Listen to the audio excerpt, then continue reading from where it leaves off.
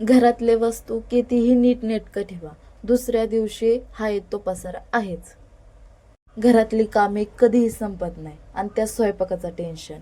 दररोज प्रश्न एकच पडतो, आज स्वयंपाकाला काय बनवायचं आणि आज भाजी काय करावी. त्यामुळे मी आदल्या दिवशीच ठरवते की उद्या काय बनवायचे. पहिल्यांदा मी वांगी घेतली, ती नीट कापली आणि पाण्यामध्ये धुवून घेतली चांगली आणि गॅसवर मग शिजायला ठेवली. मग मसाला बनवायला घेतला. कांदा आणि खोबरं भाजून घेतलं. कांदा, खोबरं, लसूण हे मिक्सरमध्ये वाटून घेतलं. वांगी शिजेपर्यंत एकीकडे भाकरी करायला घेतल्या. भाकरी झाल्या आणि तिकडे वांगी शिजून तयार झाल्या. वाटलेला मसाला घेतला थोडासा, त्याच्यामध्ये घरचा मसाला, लाल तिखट, धना पावडर, हळद आणि मीठ हे सगळं मिक्स करून घ्यायचं.